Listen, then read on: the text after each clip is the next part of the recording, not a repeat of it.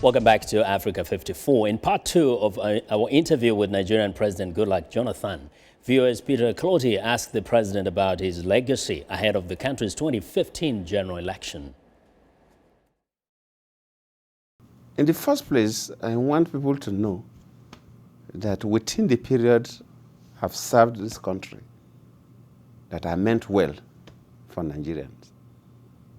I did not serve because of my own personal interest or because I want to create some people around me as multi-millionaires or billionaires, but that I meant well for Nigeria, first and foremost, that I have the interests of this country at heart. The second thing is that in terms of the economy, that we have been able to stabilize and we are not degenerating. And looking at the various parameters, power, we should be able to stabilize power. Just like, to some extent, telecom has been relatively stabilized, even though we have issues about charges and poor performance at power.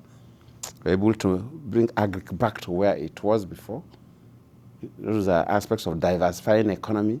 That is, in terms of the economy, that we have shifted Nigeria out of this mono economy, where everything begins and ends with petrol, and that other aspects, agriculture, mines, solid mineral, and even manufacturing are playing key role in our economy. And that the issue of youth employment is a problem globally, but that it has been addressed and that we are progressing satisfactorily.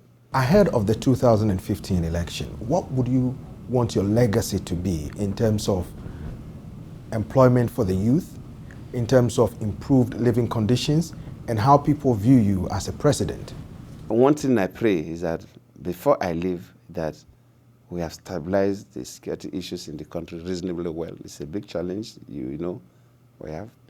But one thing that I also want to leave behind is that elections in Nigeria are credible, that Nigerians should be able to vote who they want, not somebody hiring boys and weapons and shoot themselves into offices or buy themselves into offices, but that the votes of Nigerians matter, and that the world should know that our method of electing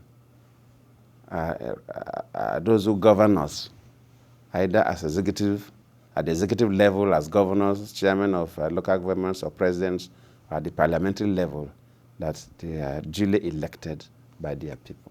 Some West African countries have been going through a lot of problems, democracy, coup d'etats and all that. You have been the chairman of the ECOWAS Commission. When you meet your fellow heads of state, what do you talk about? How do you intend to address this problem? No, that is an area you should commend. In fact, you should commend the heads of states and government of West Africa. You should really commend us. Because within this period, I've been the president from when I took over from our late president till date. You've seen that those countries where the issue of unconstitutional governance came up through military coup or things close to that, because of ECOWAS' position, we've been able to make sure that they don't stay long and we conduct election very, very quickly, unlike before. Take the case of Niger Republic. Immediately the coup came up, we knew it was coming. We persuaded our colleague then not to try to perpetuate himself. But he went ahead to perpetuate himself by amending the constitution, and the military was struck. But we said that yes, no, but you cannot stay long. We placed pressure on them, and they did not stay long, you know. Look at the case of Mali. When the military struck in Mali, in fact, we had a meeting, ECOWAS meeting. The first heads of states were to go. They couldn't even land. I didn't go with them, but they couldn't land. We never knew that Mali's situation would even be solved so quickly. But today, we just came back from Mali, I think on Thursday, for the formal inauguration of an elected president.